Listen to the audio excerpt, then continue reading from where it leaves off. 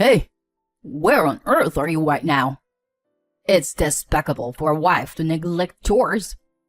My husband Ben shouted angrily over the phone. Who does he think he is? I sighed, but still answered my husband's question. Don't tell me you still haven't noticed. My name is Diana, a 30-year-old housewife. I've been married to my husband Ben for 2 years.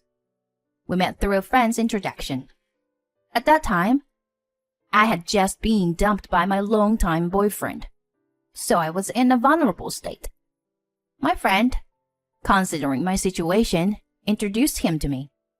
Ben had a face that I liked, and he had a stable income as an office worker. We had many common topics due to being the same age, and we spent really enjoyable time together. We were attracted to each other and eventually started dating. After about 2 years of dating, he proposed to me. I need you, Diana. I want you to be with me forever. Will you marry me? Yes, I'd be happy to. At that time, I thought his proposal words were words of love. But later, I would come to know that it wasn't the case. Nice to meet you. I'm Diana. Hello, I'm Ben's mother. I'm sorry for being in a wheelchair like this. Oh, please, don't worry about that at all. His mother needed care and was living in a wheelchair. My father-in-law passed away a few years ago due to illness, and Ben currently lives at his parents' house to support her. Basically, we've hired helpers for my mom's care, but there are often communication difficulties, you know? That's why I'm really happy that Diana is willing to take care of you, Mom. What? Is Diana going to take care of me? My mother-in-law was surprised by his statement. Well, it's understandable to be surprised when you're suddenly told something like that during the marriage introduction. When we got married, I had agreed with my husband that I would become a full-time housewife and take care of his mother. I loved him enough to believe I could do anything for him. Oh, I appreciate your help, Diana. Thank you so much. My mother-in-law was happy to know that I would be taking care of her. Although Ben is an only child, it seems that my mother-in-law had wanted a daughter as well. After our marriage began and the caregiving started, my mother-in-law treated me very well. This is the easiest way to slice it. You're right. The seasoning can be kept simple like this. If you simmer it slowly, the vegetables will bring out their delicious flavor. That's true. It's incredibly delicious. It felt like I was having a genuine interaction between a real mother and daughter, and it made me happy. Please think of me as your real daughter. Yes, I already do, Diana. My mother-in-law and I had a great relationship. She was lovely, kind, and knowledgeable. She taught me various things, starting with cooking. I envied my husband, who had been eating such delicious food from his mother all this time. I used to be someone who loved work, but the time spent with my mother-in-law was so fulfilling that I thought being a full-time housewife was also good.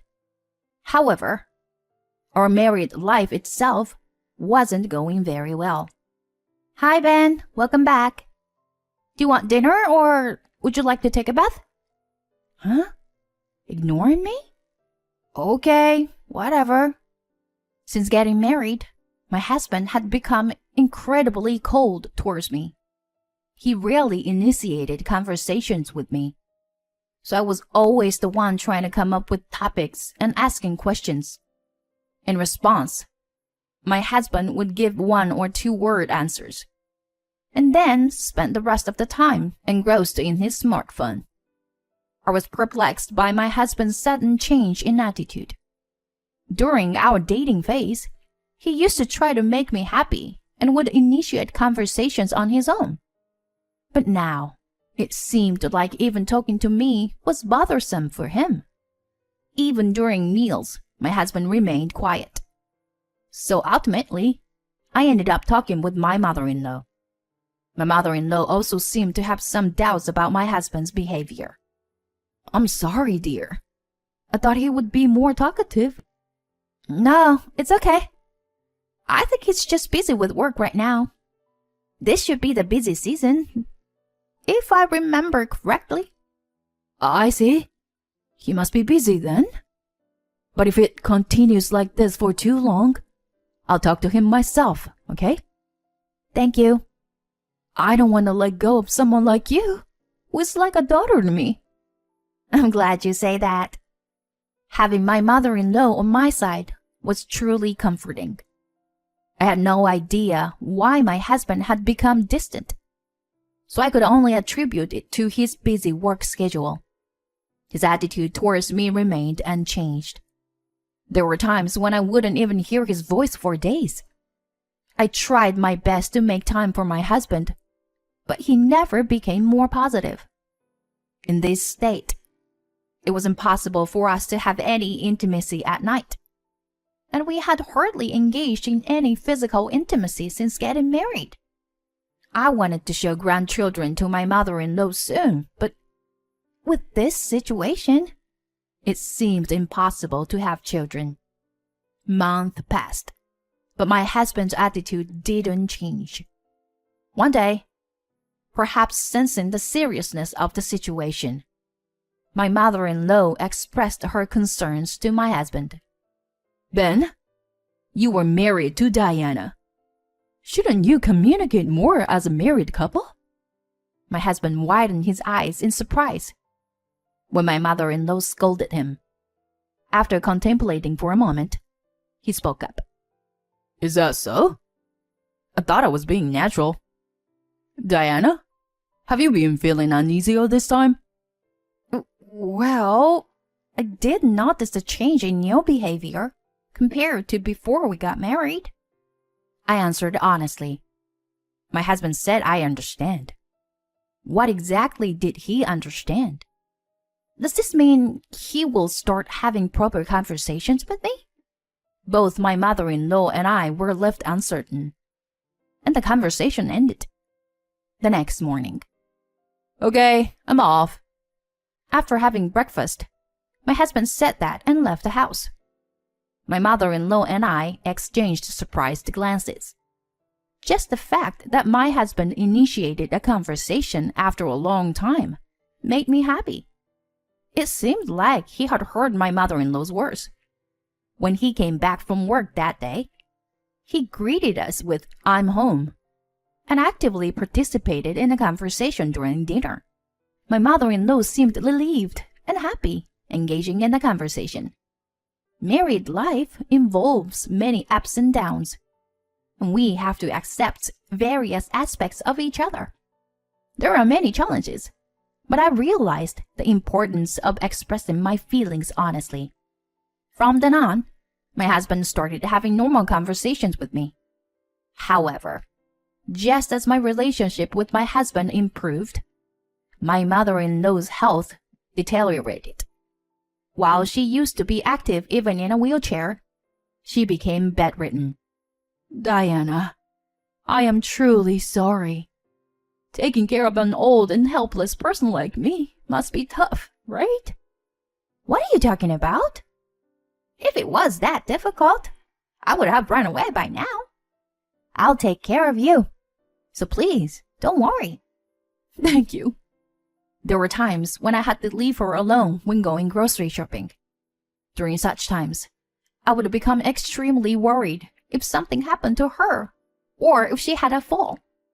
And when my mother-in-law became bedridden, my husband's attitude changed once again. Ben, your mom seems a little unwell today. I see. She's okay for now after eating, but maybe it's better to take her to the hospital again. Yeah. My husband started giving vague responses, as if he was half listening to my words. And once again, our conversations became less frequent. I was genuinely struggling with all of this. Taking care of a bedridden mother-in-law was undeniably challenging. On top of that, being treated with the same cold attitude from my husband as before was too much to bear. I was mentally exhausted. In the midst of all this, my mother-in-law finally needed to be hospitalized. Her condition deteriorated rapidly, and I visited her every day.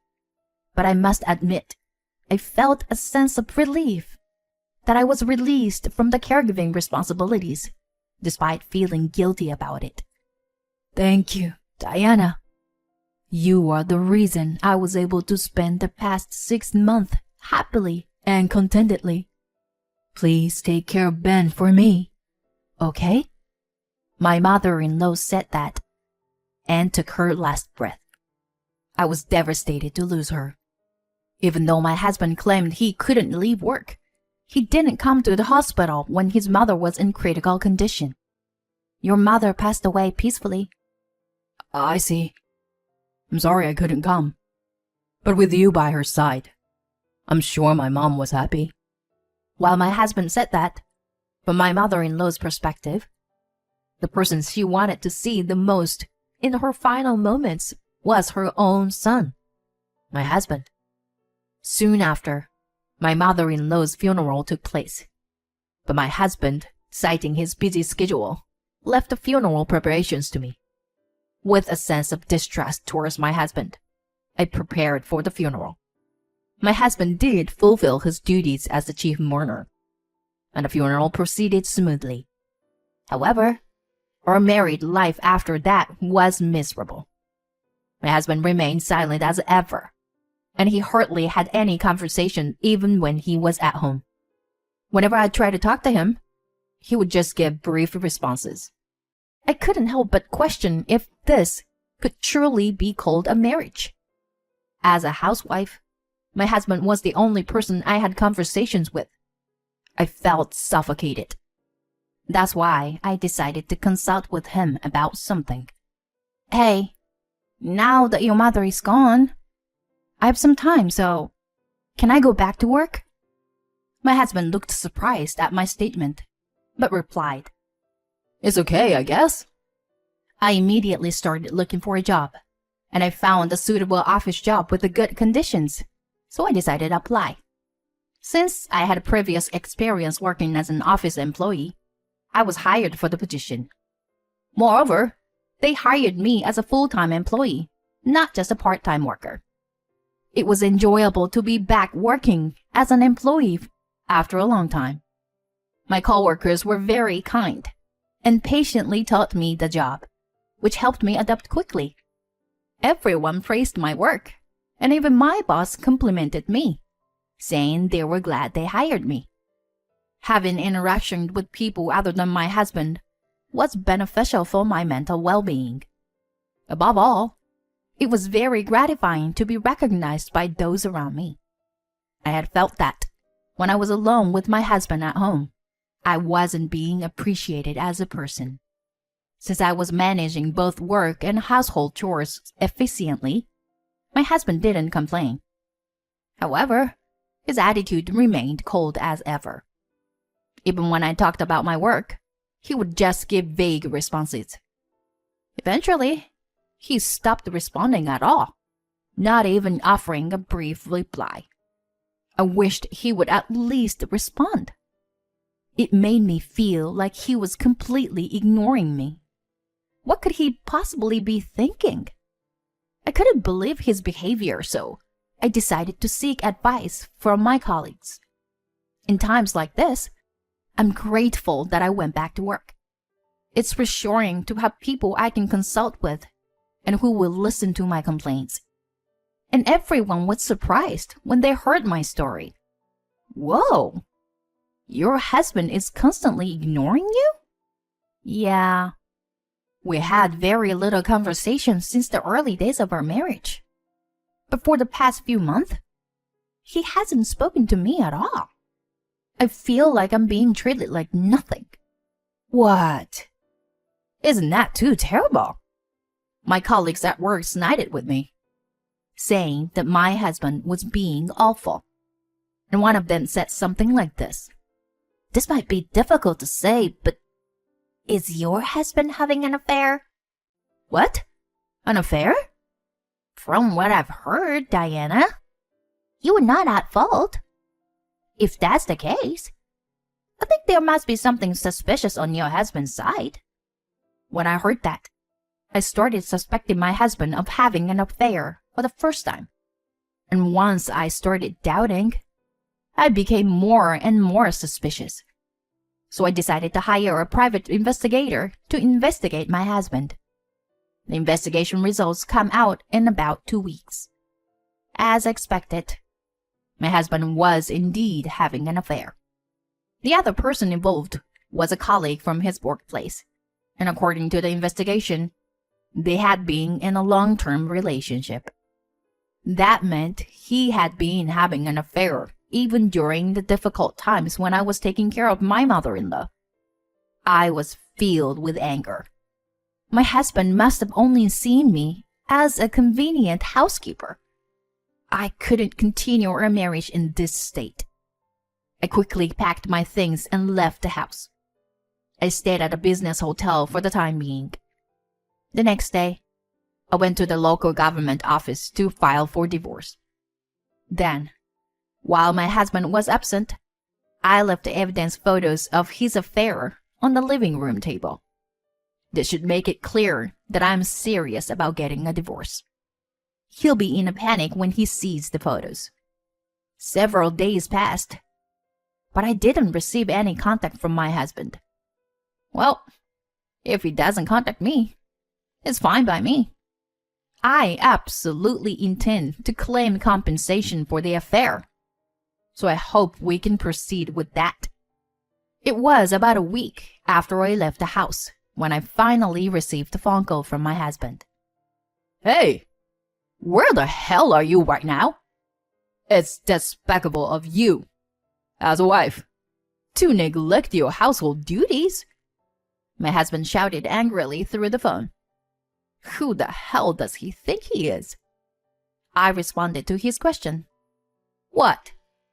Don't tell me you still haven't noticed? You and I are already finished. Haven't you seen the envelope on the table? Huh? The envelope? Oh, this? Look at it right now. Please. Why do I have to be ordered around by you like that? Just come back home right away and do your chores. I'm telling you. First, look inside the envelope, please. 'Cause it contains the evidence photos of your affair. What? My husband suddenly fell silent, and I heard rustling sounds, so he must be checking the contents of the envelope. What the hell is this? Why are there these kind of photos? I had them investigated by a PI. Well, I never imagined you were having an affair, but you did. Could it be that you were already involved with someone back when we got married? And that's why you were cold to me? No way. What are you saying? It seems like I hit the nail on the head. His voice was shaking. You married me with the intention of having me as a housekeeper, right? That's not true. Are you still trying to lie? I really cared for you when we were dating. But after we got married, I somehow stopped feeling attracted to you. And then, before I knew it, I ended up in that kind of relationship with a coworker. I don't care about those excuses. I already know it's all bullshit. The truth is, I had gone to talk to a colleague who is a friend of my husband's and works at the same company as him. I thought he might take my husband's side, but he sensed my distress and sincerely listened to me. It seems that my husband often talked about how he was married to me but had someone else he was serious about during drinking parties and such. That son of a bitch betrayed me. It seems like everyone was disgusted by your stories, you know? Did you know that you're actually quite disliked at work? That's a lie. Everyone interacts with me normally. That's because everyone is mature, right?